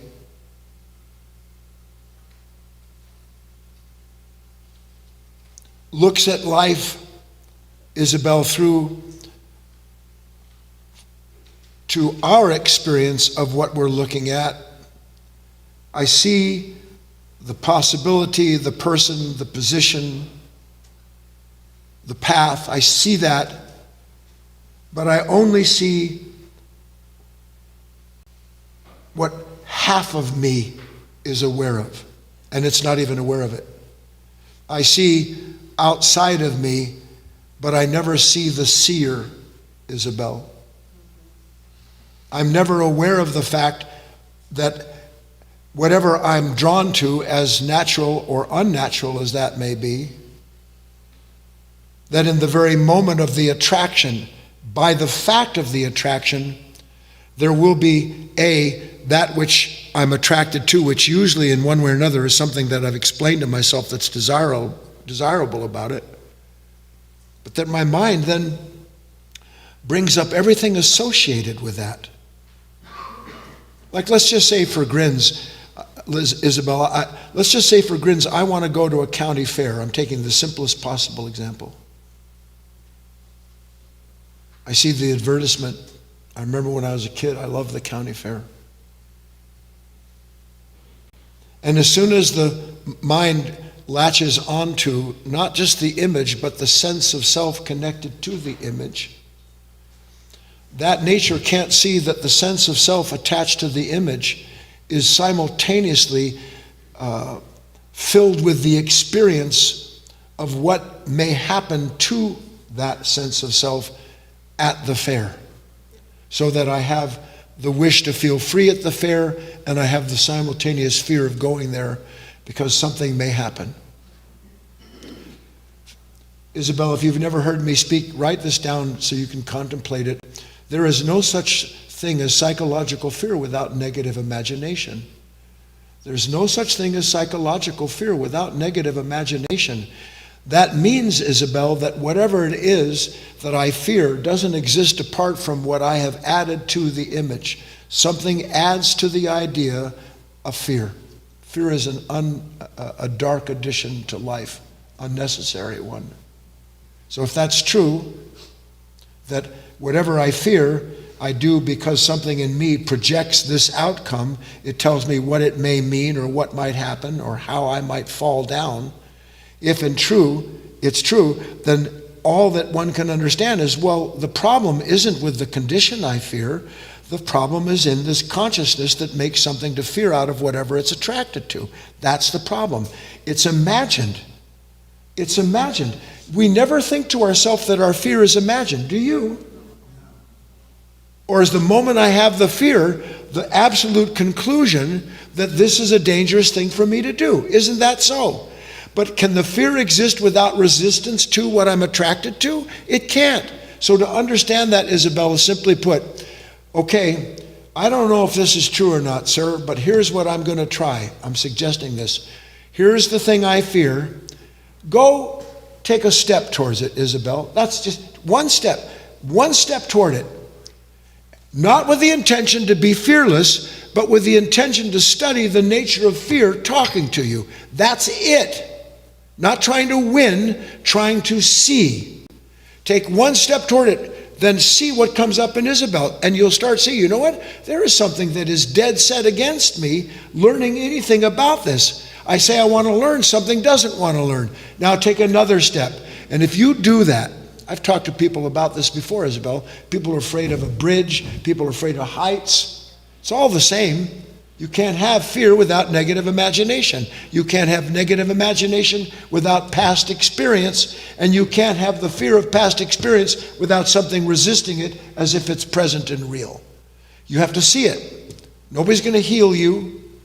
God isn't going to come down from some place and touch you on the forehead, open you up and show you there's nothing to fear. You yourself have to ask God to show you what's true, and you ask God by going through what he sends to help you do that, which is this fear itself. You have to see it.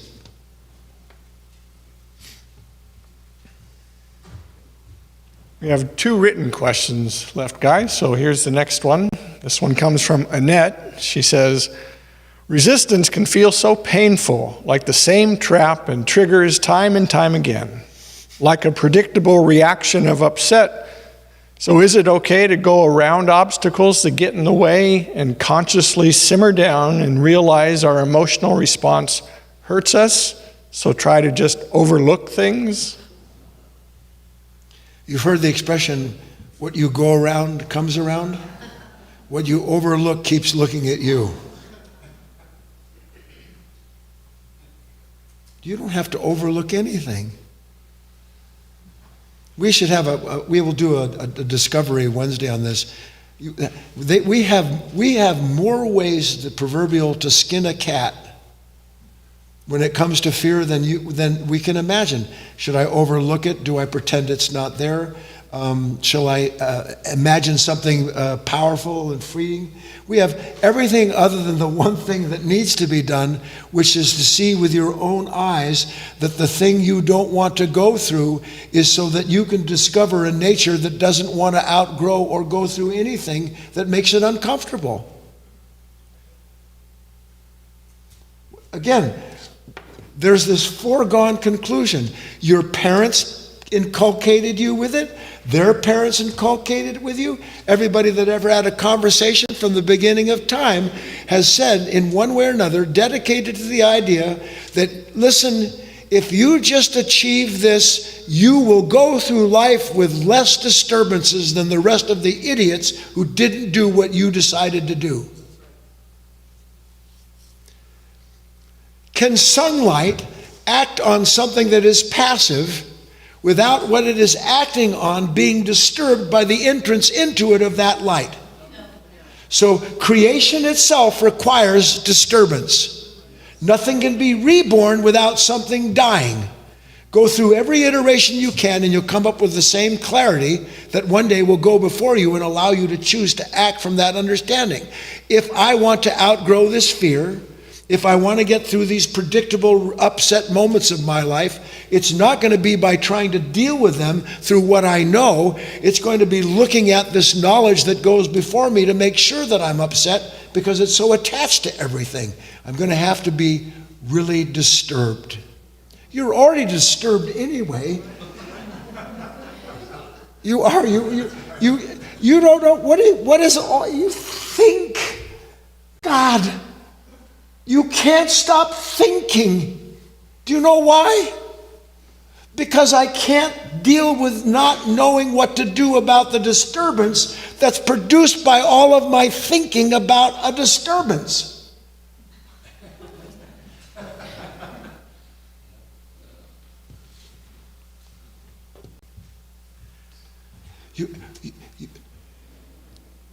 Didn't I suggest this? If you can't do it for 4 or 5 hours, how about just for an hour? Or even for some of you, 10 minutes would be big. I'm going to sit in this chair, and all that's going to be there is me. I'm not going to have a thought about where I'm going, what I own, how I look, how much money I have, the bright future or the dull past. Not one thought. I'm going to sit and be the pure observer of everything that moves through me, and that's all I'm going to do. I'm going to remain as the observer. You know, a good exercise at night, I still do this from time to time. When you lay in bed at night and you're trying to fall asleep after you've tormented yourself as much as you possibly can, what you need to see is that every last one of those tormenting thoughts is already connected to a series of images. And that you sit there and you begin to, without knowing it, drift off into what you hope will be a peaceful sleep. But you're not drifting off into a peaceful sleep.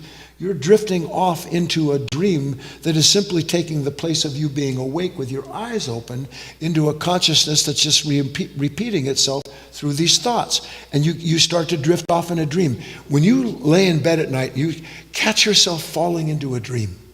Just literally catch yourself. Fall, and then bring yourself back into your body in your bed.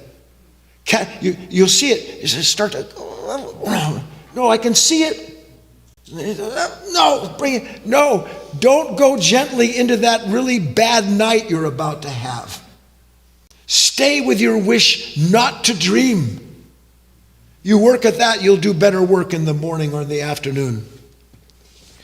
Here's our last written question, Guy, and it comes from Jerry on YouTube. He says, every day I struggle with my jaw because I had an accident when I was a child and it was too small.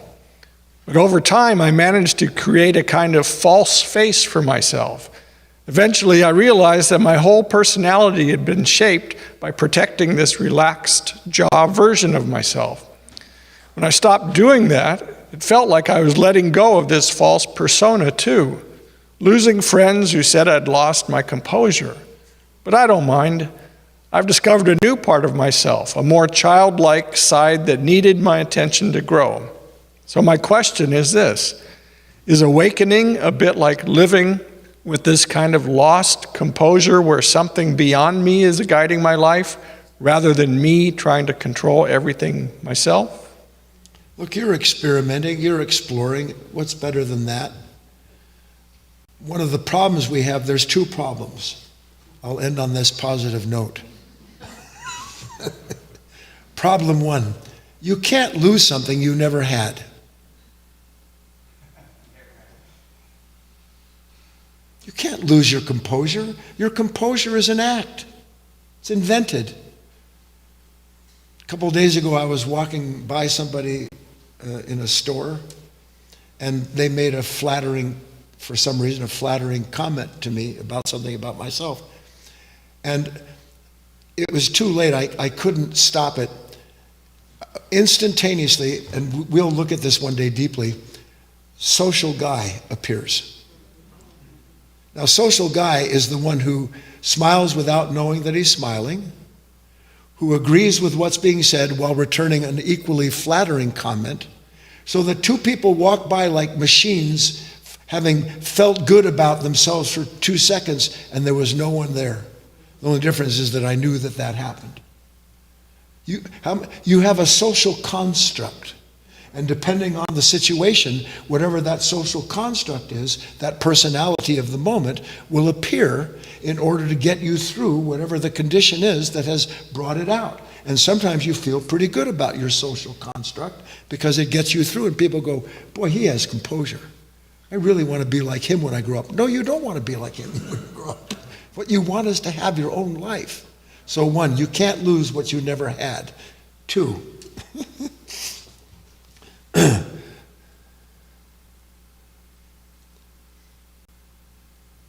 the discovery that I have not been who I have pretended to be is going to leave me very, very vulnerable. I don't want to be vulnerable. I rely upon my personality. I rely on this construct to get me through. Right, Charlie? Like, look how cute I am. Do you not have a particular construct? Doesn't everybody? Now, in one world, it's necessary. Personality is natural. But when who you are depends upon everybody seeing you the way that they're used to seeing you, and then you stop being the way they're used to seeing you, what did Jerry say had happened? He started losing his friends. Were they friends? So what is Jerry learning? Go back to the construct? Or recognize that the construct has attracted what it's attracted, and I want to attract something else into my life?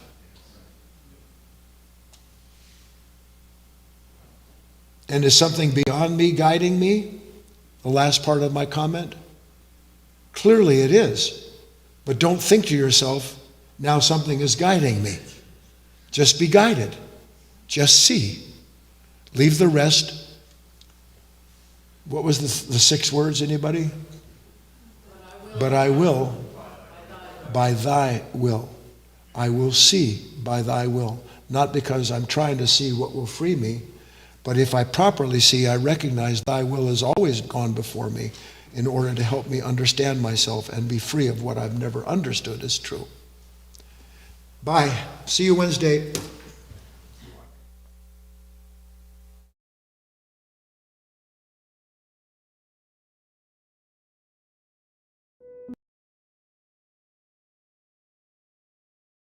My bad. Take all the time you want. And anybody else that wants to come up, we have 6 minutes. Namita? Yeah, half hour. Oh, man. Hi, my name is Eric.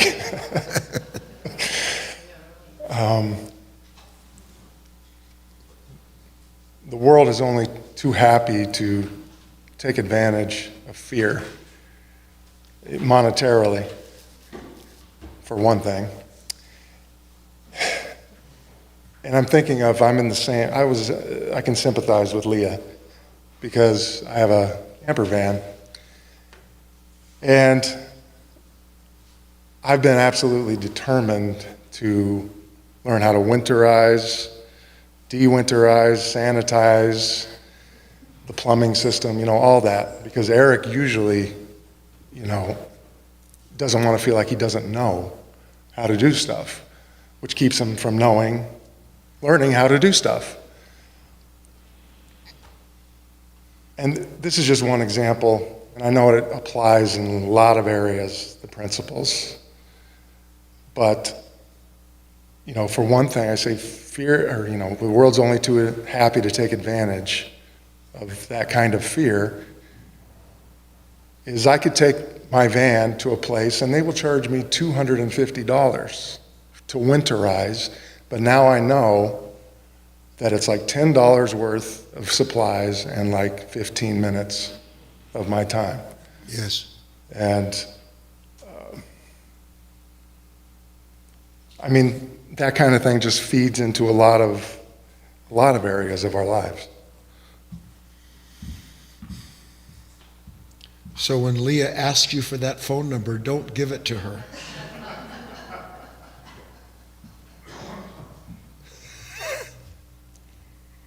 Hello, everybody. My name is Namita.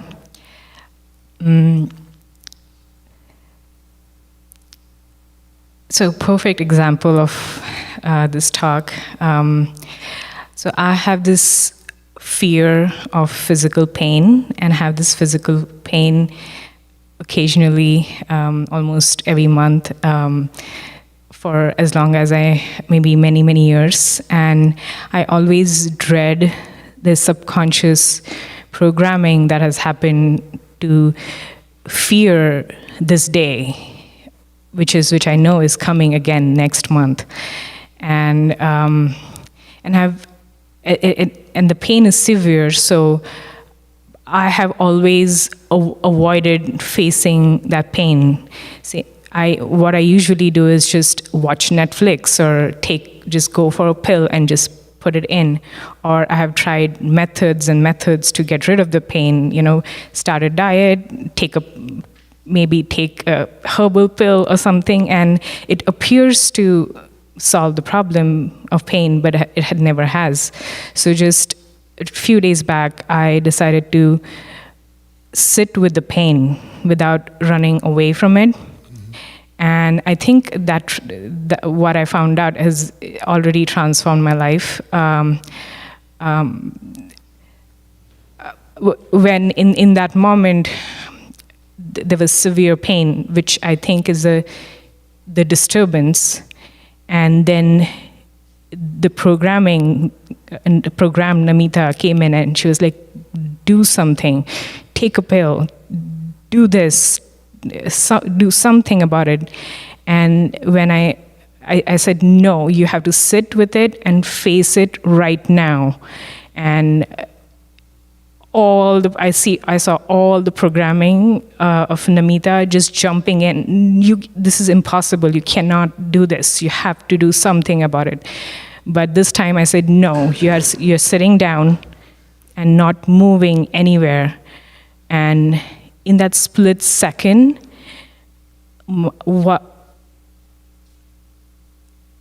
I cannot explain that in words, but something else. And I remember, because the pain had gone to number 10, or to the extent that I could handle, and when I decided, no, I'm staying there, and I remember saying, God, please help me, and I got help, and I was like, the pain was taken away, and I couldn't believe it, because I've struggled it for 20 years, and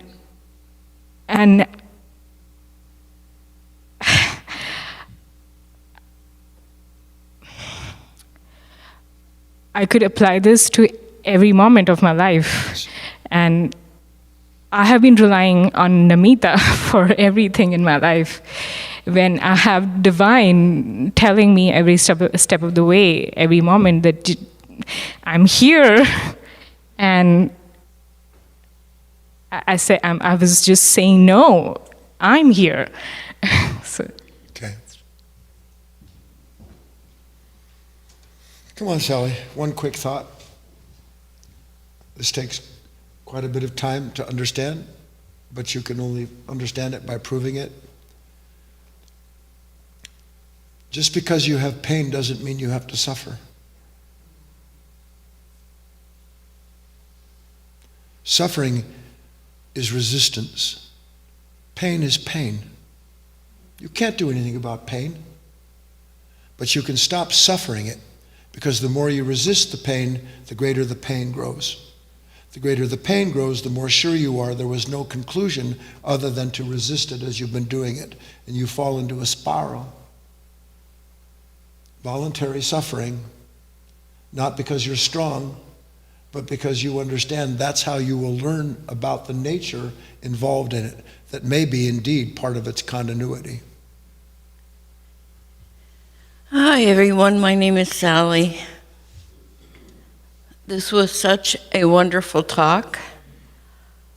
It was also a very difficult one for me. From the very beginning, when you were talking about, you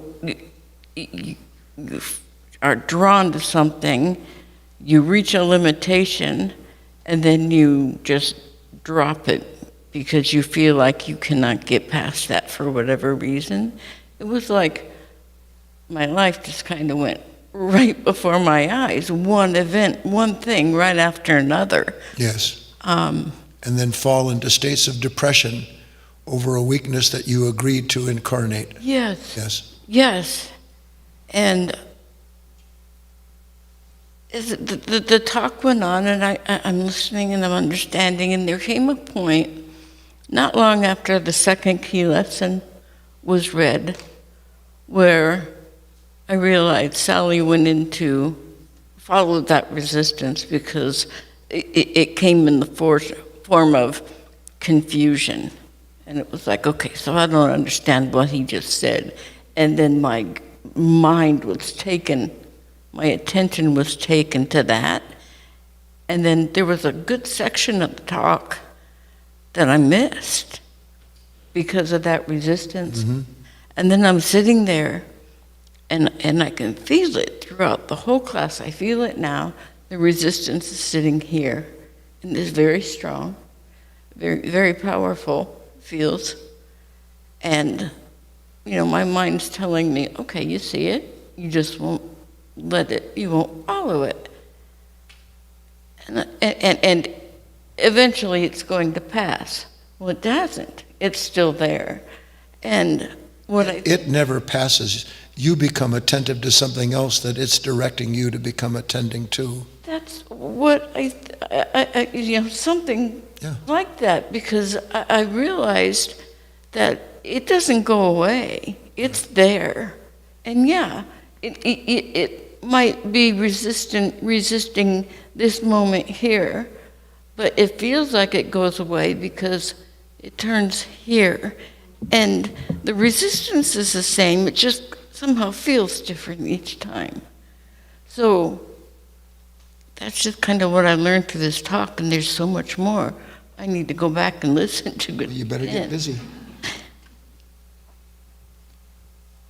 Repeat after me, and then we'll go home. Resist. Oh, Roger. Just real quick. All right, come on up. Everybody give Roger a dirty look because we've gone past. Yeah. This better be pretty darn good, I'll tell you that. No, it's. We're all resisting you.